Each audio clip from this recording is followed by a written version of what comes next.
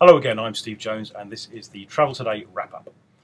We start this week with cruising. On Monday, the International Cruise Council Australasia released the 2010 cruise statistics, and yep, no prizes for guessing, it was another bumper year for the sector.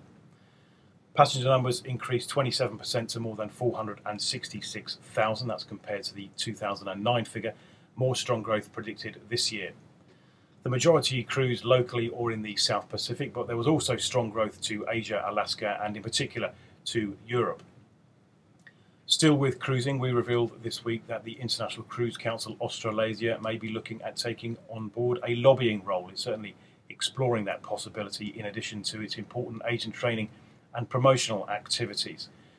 Remarkably, considering the growth of cruising in Australia in recent years, the sector doesn't have a united or cohesive voice with the government, despite some well-documented infrastructure issues in Australia. So ICA taking on an expanded lobbying role there could be good news for the sector. To business travel now, Egencia, the business travel arm of Expedia, revealed that they had acquired Travelforce, a well-established TMC in Australia.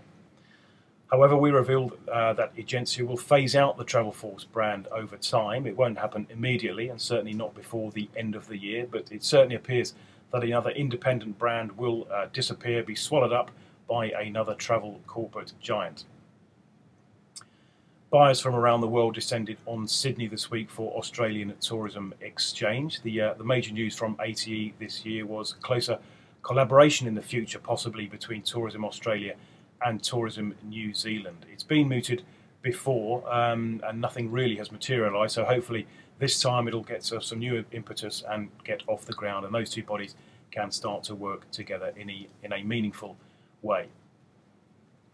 On to retail, the Orient Express Travel Group launched a new brand called One Travel that will be made available to members of its One Dependence network. OETG also want to triple the number of agents in that network from 100 to 300 within 2 years.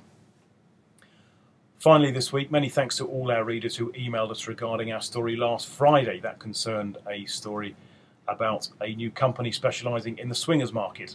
Now, last Friday, of course, was April Fool's Day, and that was, in case you didn't realise, an April Fool's story. However, I firmly believe that there is a niche in the market to be filled there, so we'll keep you posted if indeed a company does start to tap into the flourishing swingers market.